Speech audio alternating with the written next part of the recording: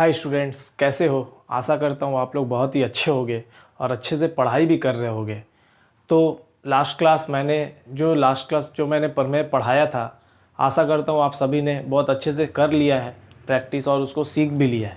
तो आज जैसा कि मैंने कहा था कि माध्यमिक परीक्षा जो चल रही है उसके लिए मैं जितना हो सके प्रमेय पहले करा दूँगा।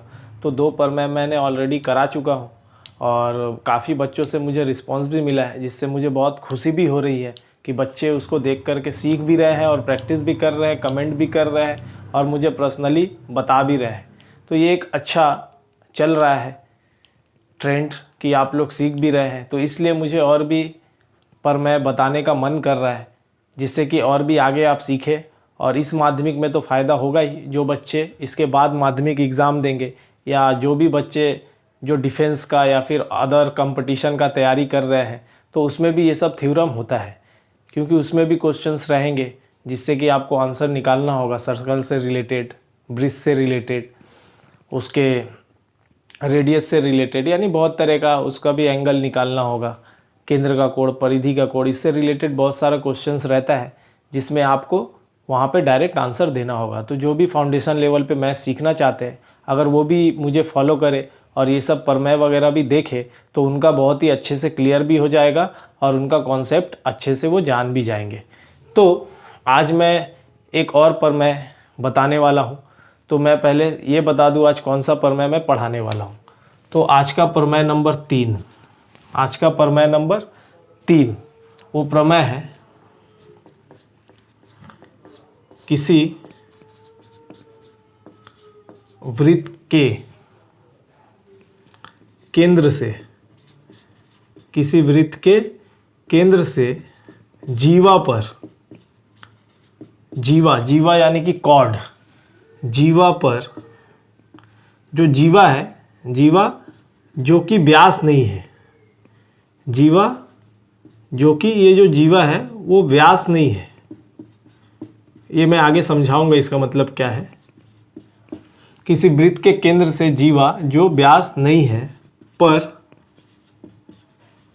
डाला गया लंब जीवा को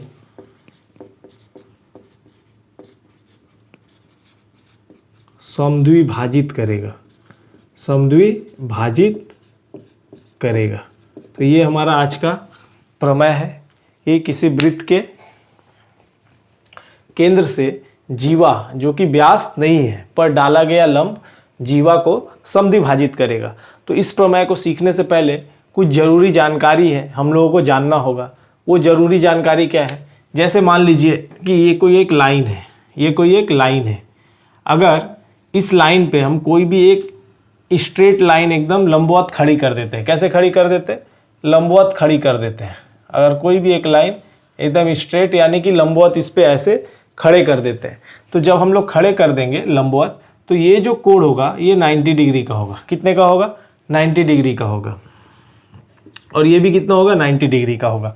तो जब मान लीजिए यहाँ पे ए बी लाइन है और ये सी डी कोई एक लाइन खींचा गया जो कि ए बी पे क्या है? लंबवत है, एकदम स्ट्रेट है। यानी लंबवत का मतलब क्या हुआ? लंब का मतलब क्या हुआ कि दूसरे रेखा पे ये एकदम सीधा खड़ा रहेगा और उस रेखा के साथ 90 डिग्री का एंगल करेगा। तो हम बोलेंगे कि जो सी डी रेखा है, जो सी डी रेखा है वो ए बी पर लंब है। जो सी डी रेखा है वो ए बी पर लंब है। इसके बाद समद्विभाजित का मतलब क्या होता है? जैसे मान लीजिए मैं एक रेखा लेता हूँ सी डी। क्या लेता हूँ? C D. अगर सी डी के पास एक रेखा ऐसे स्ट्रेट काट रही है, तो ये क्या हो गया? ये लंब भी हो गया। ये क्या हो गया? लंब हो गया। ये क्या हो गया? लंब हो गया। लेकिन ये मान लीजिए ये जो रेखा है, मान लीजिए हम लोग इसी पे देखते हैं। मान लीजिए ए बी जो रेखा है और ये जो सी डी है, सी डी इस पे क्या है? लंब है ना। सी डी क्या है? लंब है।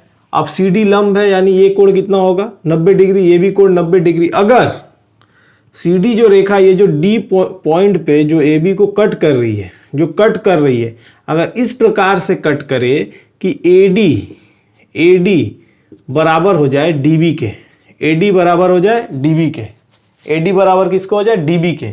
यानी अगर ये ए बी का मान पूरा टोटल 10 होता, कितना होता 10 सेंटीमीटर, तो यहाँ से यहाँ तक 5 होना चाहिए और यहाँ से यहाँ तक 5 होना चाहिए, तब हम बोल पाएंगे ना कि इन दोनों को समद्विभाजित किया, यानी दो बराबर भागों में बांटा है।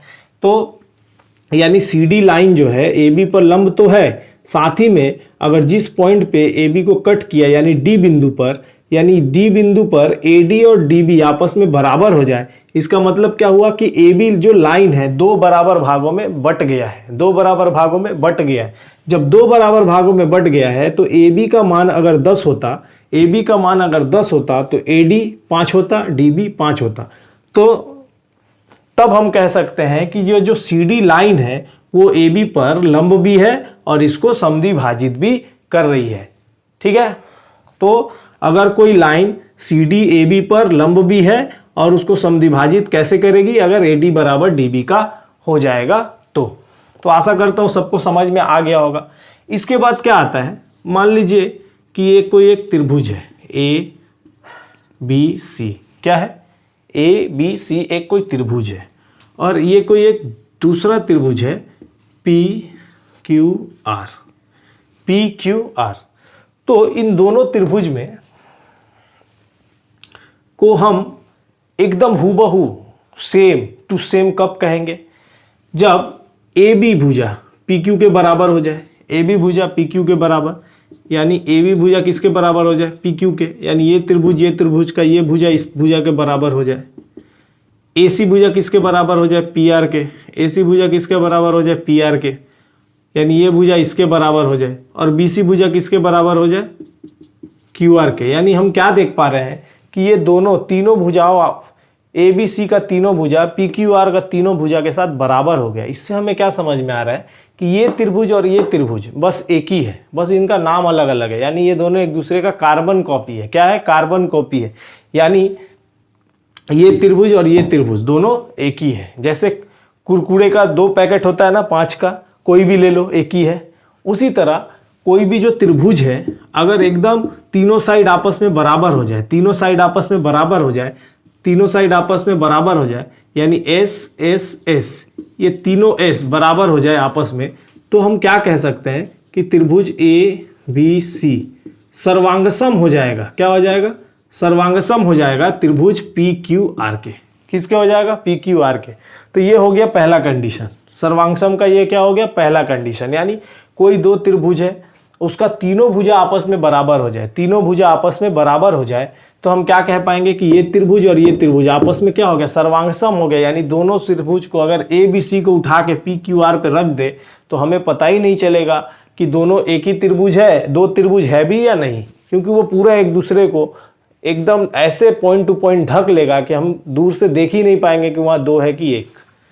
ठीक, उसके बाद दूसरा कंडीशन सर्वांगसम का क्या होता है, अगर दो भुजा आपस में बराबर हो, मान लीजिए AB बराबर PQ के, AB बराबर PQ के, और मान लीजिए AC बराबर PR का है, AC बराबर PR का है, यानी AC बराबर PR का, AB बराबर PQ, AC बराबर PR। ठीक, और मान लीजिए ये एक कोण आपस में बराबर, यानी BAC बराबर QPR, जो कोण होगा वो बीच में पॉइंट होगा, तो A बिंदु पे कोण बना है तो A बीच में और B और C कहीं भी रहेगा, है ना। उसके बाद P बिंदु पर कोण बना है तो P बीच में, उसके बाद Q और R कहीं पे भी रहेगा। तो हम क्या देख रहे हैं यहाँ पे, साइड साइड एंगल। ठीक, यानी दो साइड और एक एंगल आपस में बराबर है, साइड एंगल साइड, दो साइड और एक एंगल आपस में बराबर है। तो हम लोग यहाँ पे क्या लिख सकते हैं कि त्रिभुज ABC सर्वांगसम होगा त्रिभुज PQR के। ठीक, बाई साइड एंगल साइड। उसके बाद तीसरा में क्या होता है, अगर कोई भी त्रिभुज, दोनों त्रिभुज में से दो एंगल आपस में बराबर हो, कितना कोण आपस में बराबर हो, 2, यानी मान लीजिए कि ये कोण आपस में बराबर है, ये कोण के, यानी B वाला कोण Q बिंदु वाले कोण के बराबर है, C वाला कोण R बिंदु वाले के बराबर है। कोई भी एक भुजा मान लीजिए BC बराबर QR का है या AC बराबर PR का है, यानी दो कोण आपस में बराबर हो और एक भुजा आपस में बराबर हो, यानी क्या हो जाएगा, B बिंदु वाला एंगल ABC बराबर किसके हो जाएगा, PQR के एंगल, यानी Q बिंदु पे है तो Q बीच में PR, उसका C बिंदु पे जो कोण बना है यानी ACB, C बीच में रहेगा बाकी दो कहीं पे भी रख दो। उसके बाद आर बिंदु वाले के बराबर होगा तो आर इधर पी क्यू, तो दो एंगल आपस में बराबर हो गया। अब मान लीजिए बी सी बराबर हो गया क्यू आर के, यानी इधर क्या देख रहे हैं, एंगल एंगल साइड। अगर ऐसा भी हम लोगों को मिल जाता है, दो त्रिभुज का दो कोण आपस में बराबर हो और एक भुजा आपस में बराबर हो, तब भी हम लोग कहेंगे कि दोनों त्रिभुज आपस में हूबहू एकदम मैच कर रहा है और वो दोनों आपस में सर्वांग है। तो क्या हो जाएगा, त्रिभुज ए बी सी ये सर्वांग का साइन है, ठीक है। दो गो इक्वल टू रख के ऐसे करके पी क्यू आर के। तो आशा करता हूँ आपको सर्वांग का मतलब समझ में आ गया होगा। यानी दो त्रिभुज एकदम हूबहू एक दूसरे को पॉइंट टू पॉइंट ढक ले कि पता ही ना चले कि वो दो त्रिभुज है या एक, तो उस त्रिभुज को बोला जाता है कि सर्वांग त्रिभुज है। तो ये सब क्लियर हो गया, ये जो जरूरी जानकारी थी। तो आप लोग को लंब का बारे में समझ में आ गया। कोई रेखा है, रेखा के ऊपर एकदम स्ट्रेट खड़ा रहे तो उसे लंब कहते हैं। अब लंब कब समद्विभाजक भी बन जाता है, जब जिस बिंदु पर लंब पड़ा है, ए बी पर किस बिंदु पर पड़ा है, काटा है डी बिंदु पर, जिस बिंदु पर ये लंब सी डी कट कर रहा है ए बी को, अगर उस बिंदु पे ए डी और डी बी दोनों बराबर बराबर भागों में बट जाए, दोनों बराबर बराबर भागों में बट जाए, तब हम बोलेंगे कि जो सी डी है वो ए बी पर लंब भी है और समद्विभाजित भी कर रहा है ए बी को। समझ में आ गया। तो हमारा प्रमेय जो है, अब हम आगे बढ़ते हैं।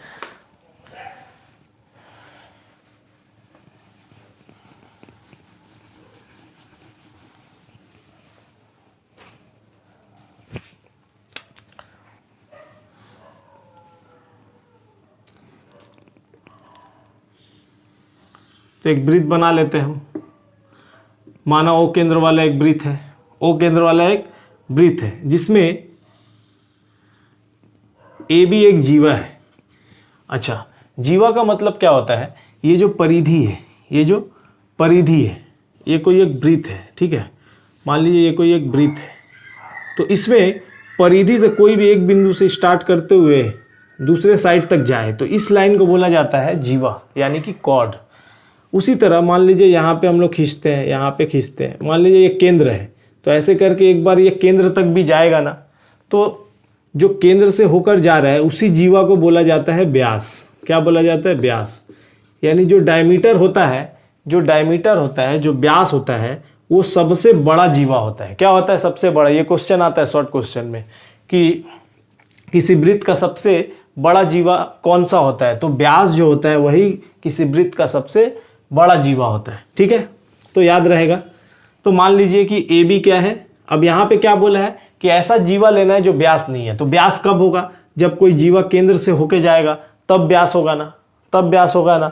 यहाँ पे ए बी जो जीवा है केंद्र से होकर गुजर रहा है, नहीं गुजर रहा है, यानी ये व्यास नहीं है, यानी जो बोल रहा है हम वही ले रहे हैं। तो माना ओ केंद्र वाला एक वृत्त है जिसमें एक जीवा ए बी है जो कि व्यास नहीं है। तो हमें ये देखना है कि केंद्र से जीवा पर डाला गया लंब, केंद्र से जीवा पर डाला गया लंब। मान लीजिए कि ओ बिंदु यानी केंद्र से ए बी पर ओ डी लंब डाला गया। क्या किया गया, ओ डी लंब डाला गया। लंब डाला गया मतलब क्या कि एकदम स्ट्रेट लाइन खींचा गया है, यानी ये भी 90 डिग्री, ये भी 90 डिग्री। ये हमारा क्या है, प्रमेय है। हमको प्रूफ क्या करना है कि ये जो ओ डी लंब ए बी पे डाला गया है वो ए बी को समद्विभाजित करेगा। क्या करेगा, समद्विभाजित। समद्विभाजित का मतलब यानी ए डी और डी बी दो बराबर भागों में बांटेगा, यानी ए डी बराबर डी बी का होगा। अगर ये हम लोग दिखा दे तो हमारा प्रमेय सिद्ध हो गया, ठीक है। यानी दो बराबर भागों में, यानी ए डी बराबर डी बी के दिखा दे तो ये समद्विभाजक भी बन जाएगा। ओ डी तो लंब है ही, समद्विभाजित कर रहा है, तो हम बोल सकते हैं कि किसी वृत्त के केंद्र से जीवा पर डाला गया लंब जो कि व्यास जीवा नहीं है, जीवा को समद्विभाजित करेगा। तो जैसा कि मैंने बताया था, जो जो चीज़ दी गई है क्वेश्चन में हम लोग साधारण प्रतिज्ञा में लिखते हैं। तो स्टार्ट करते हैं हम लोग। बहुत बच्चे बोल रहे थे कि थोड़ा छोटा मैं लिख रहा हूँ, इसलिए आज थोड़ा सा बड़ा करके लिख रहा हूँ, ठीक। तो क्या हो जाएगा, माना ओ केंद्र वाला एक वृत्त है जिसमें ए बी एक जीवा है,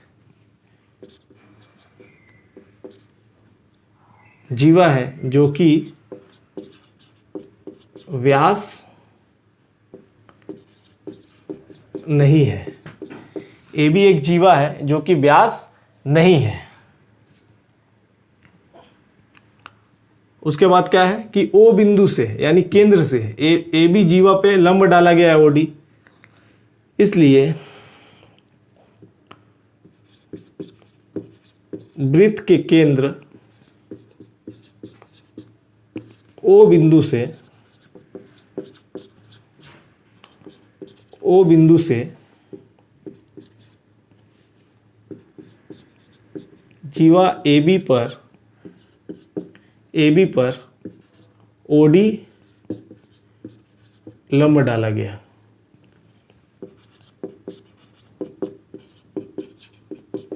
ओडी लंब डाला गया, ठीक है। ओडी लंब डाला गया। मुख्य प्रतिज्ञा अब क्या आता है, यानी जो जो बात दी गई है हमने लिख लिया। अब मुख्य प्रतिज्ञा में हम लोग आते हैं।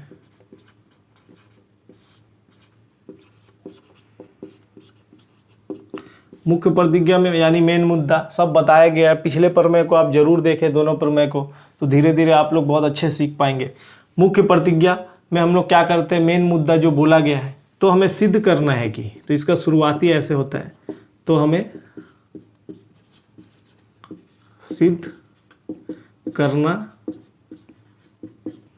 सिद्ध करना है कि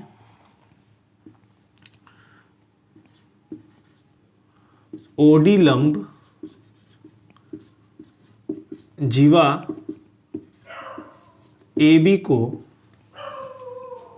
समद्विभाजित करेगा।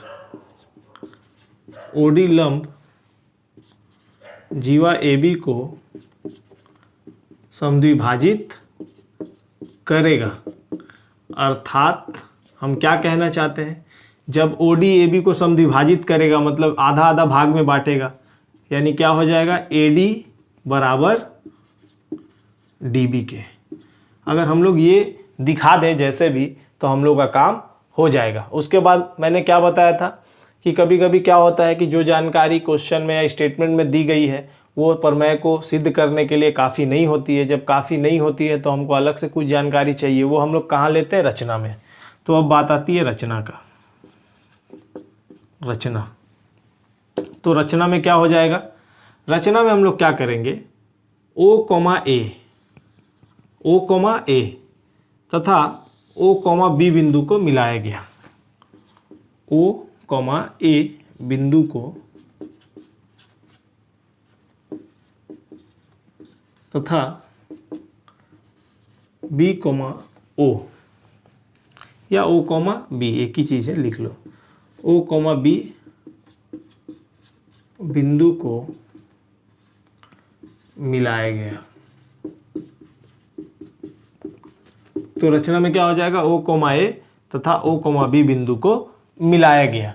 अब इसके बाद आता है प्रमाण। तो प्रमाण के लिए अब हम लोग थोड़ा सा इसको बोर्ड को साफ करते हैं, ठीक है।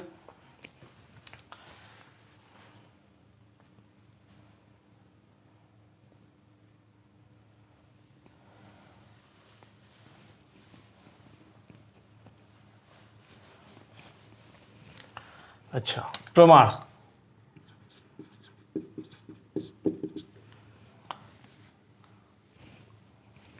तो प्रमाण में हम लोग क्या करेंगे, हम लोग क्या देख रहे हैं कि यहाँ पे दो त्रिभुज है, ओ ए डी, और त्रिभुज कौन सा है, ओ बी डी, यानी ओ ए डी ये वाला त्रिभुज और ओ बी डी यानी ये वाला त्रिभुज। दो त्रिभुज है। दोनों त्रिभुज में हम क्या देख रहे हैं कि जो ए बी है, ए बी का ऊपर में ओ डी लंब है ना, ओ डी क्या है, लंब है। ओ डी लंब है तो ये वाला कोण भी 90 डिग्री, ये वाला कोण भी 90 डिग्री, यानी हम क्या देख रहे हैं, कोण ओ डी बी, यानी ओ बी डी वाले त्रिभुज में कोण ओ डी बी एक कोण 90 डिग्री है, और इस वाले त्रिभुज में ओ ए डी में यानी इस त्रिभुज में भी ओ डी ए यानी एक कोण 90 डिग्री है। तो किसी भी त्रिभुज का अगर एक कोण 90 डिग्री हो तो वो त्रिभुज समकोण त्रिभुज कहलाता है। कौन सा त्रिभुज कहलाता है? समकोण त्रिभुज। तो हम लोग कह सकते हैं ना कि OAD एक समकोण त्रिभुज है, OBD एक समकोण त्रिभुज है। चूंकि OD लंब है AB पर, इसलिए angle ODA equal to angle ODB बराबर एक समकोण। क्या होगा? एक समकोण। एक समकोण का मतलब होता है 90 डिग्री, यानी ये दोनों कोण क्या हो जाएगा? 90 डिग्री होगा, 90 डिग्री हो जाएगा। इसलिए ट्रायंगल OAD तथा OBD यानी ये वाला और ये वाला तथा OBD ट्रायंगल त्रिभुज OBD समकोण त्रिभुज होगा। क्या होगा? समकोण त्रिभुज होगा, कोण त्रिभुज होगा। अब हम लोग इन दोनों त्रिभुज में लेते हैं क्या होगा। इसलिए त्रिभुज OAD तथा त्रिभुज OBD में, तो OAD और OBD में क्या हो जाएगा? OBD में क्या हो जाएगा? एक नंबर में हम क्या देख रहे हैं कि जो OA है वो अर्धव्यास है ना, केंद्र से परिधि तक कोई भी भुजा जाए, लाइन जाएगा तो अर्धव्यास कहलाएगा। केंद्र से परिधि तक यानी OA और OB दोनों अर्धव्यास है ना, तो यहाँ का हो गया एगो भुजा OA, यहाँ का हो गया OB, दोनों आपस में बराबर हो जाएगा। क्यों? एक ही वृत्त के अर्धव्यास है, एक ही वृत्त के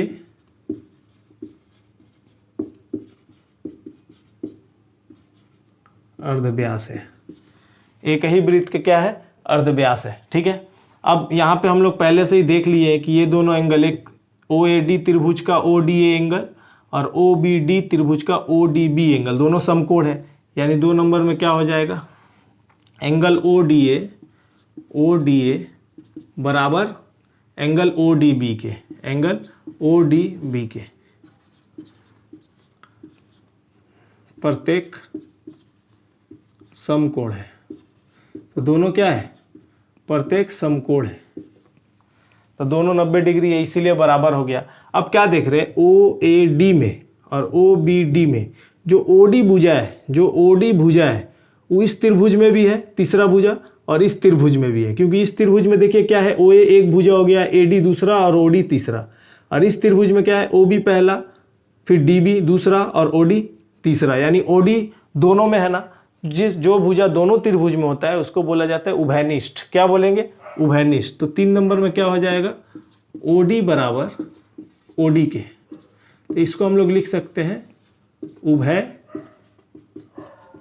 है, उभयनिष्ठ है। ठीक है, तो जैसे ही उभयनिष्ठ हो गया तो हम क्या देख रहे हैं? यहाँ पे 2 गो भुजा और एक कोण बराबर हो गया ना। तो सर्वांगसम का बताए थे लास्ट वाले में, शुरुआत में 3 कंडीशन था। 3 कंडीशन में एक कंडीशन ये भी था कि 2 भुजा बराबर हो और एक कोण बराबर हो, तो दोनों त्रिभुज को हम लोग बोलेंगे कि एकदम बराबर है, यानी पॉइंट टू पॉइंट एकदम मिल जाएगा, यानी उसका हर कोण आपस में बराबर होगा, उसका हर भुजा आपस में बराबर होगा। ठीक, इसलिए तो हम लोग क्या लिख सकते हैं? त्रिभुज OAD सर्वांगसम हो जाएगा त्रिभुज OBD के।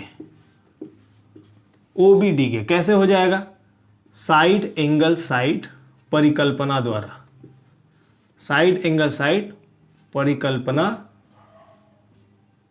द्वारा। तो किस परिकल्पना से हम लोग किए? साइड एंगल साइड परिकल्पना द्वारा। और जैसे ही दोनों त्रिभुज सर्वांगसम हो गया तो हम लोग क्या बोल सकते हैं कि दोनों त्रिभुज एक दूसरे को ढक लेगा। ढक लेने का मतलब हुआ कि वो त्रिभुज का हर कोण, यानी प्रत्येक कोण, आमने सामने का जो कोण, यानी इस बिंदु पे जो कोण बना है इसके बराबर है, इस बिंदु पे जो कोण बना है इसके बराबर है, और ये वाला कोण इसके बराबर है। और तीनों भुजा OA बराबर है OB के, AD बराबर है DB के, और OD बराबर है OB, यानी सब अपना अपना संगत कोण का बराबर हो जाएगा और जो भुजा है जिस भुजा को ढकेगा उस भुजा के साथ बराबर हो जाएगा। तो अगर इस कोण को अगर हम इस ODA को अगर ऐसे हम पलट दें, ऐसे हम पलट दें तो देखो OD को ढक ले रहा है, AD किसको ढकेगा, DB को ढकेगा ना, ऐसे पलटेंगे तो OA किसको ढकेगा, OB को ढकेगा ना। यानी हम क्या देख रहे हैं कि AD का जो संगत भुजा है जिसको वो ढकने वाला है, जिसके जैसा वो है, वो क्या है DB। यानी AD बराबर किसके हो जाएगा, DB के। AD बराबर किसके हो जाएगा, इसलिए AD बराबर DB के। इसमें क्या लिखेंगे, सर्वांगसम त्रिभुज की, सर्वांगसम त्रिभुज की संगत भुजा। कौन सा भुजा, संगत भुजा। यानी AD बराबर DB के कैसे होगा, क्योंकि जब इसको हम लोग त्रिभुज ODA को ऐसे पलटेंगे OBD को ढकने के लिए, तो ये जो AD है वो DB को ढकेगा। किसको ढकेगा, DB को। तो जब बराबर नहीं होगा तो ढकेगा कैसे, पॉइंट टू पॉइंट ढकना है, यानी एकदम बराबर होना चाहिए। तो कोई भी सर्वांगसम त्रिभुज का तीनों संगत भुजा होता है, जो जिसको संगत होगा वो उसको ढक लेगा। संगत कोण भी होता है, तो जो कोण जिसके बराबर होगा वो उसको ढक लेगा, जिससे कि हम लोगों को पता ही नहीं चलेगा कि ये दो त्रिभुज है या एक, एकदम पॉइंट टू पॉइंट। सुई का नोक का बराबर भी एकदम जगह नहीं रहेगा। ठीक है, सर्वांगसम का मतलब वो होता है। तो यहाँ पे क्या हो जाएगा, AD बराबर DB के। तो हम लोगों को यही प्रूफ करना था और हम लोगों ने कर दिया। जैसे ही AD बराबर DB हुआ मतलब ये समद्विभाजित हो गया ना, यानी AB लाइन समद्विभाजित हो गया ना, तो हम कह सकते हैं ना कि किसी वृत्त के केंद्र से जीवा, जो कि व्यास नहीं है, पर डाला गया लंब जीवा को समद्विभाजित भी करता है। अतः हम लोग क्या कर सकते हैं, अतः किसी वृत्त के केंद्र से जीवा, जो व्यास नहीं है, व्यास नहीं है, पर डाला गया लंब जीवा को समद्विभाजित करता है। क्या करता है, समद्विभाजित करता है। प्रूफ्ड। तो आशा करता हूँ आपको ये प्रमेय भी बहुत पसंद आएगा और बहुत आप जल्द सीख पाएंगे, और आप लोग ऐसे ही मेरा साथ देते रहेंगे। चैनल को सब्सक्राइब भी करिए, आप लोग सब्सक्राइबर भी थोड़ा बढ़ाइए, क्योंकि मुझे ऐसे वीडियो को वर्चुअली रिकॉर्ड करना पड़ता है और इसमें बहुत ज़्यादा मेहनत भी लगती है और थोड़ी प्रॉब्लम भी होती है। तो अगर सब्सक्राइबर थोड़ा सा बढ़ जाएगा तो मेरा लाइव क्लासेस स्टार्ट हो जाएगा और मैं लाइव आप लोगों के क्वेश्चन भी अटेंड कर पाऊँगा और आप लोगों को पढ़ा भी पाऊँगा। तो आशा करता हूँ जो बच्चे इस क्लासेस से लाभ ले रहे हैं वो मेरा सपोर्ट भी करेंगे और जल्द से जल्द इसको सीख भी लेंगे। बहुत बहुत धन्यवाद।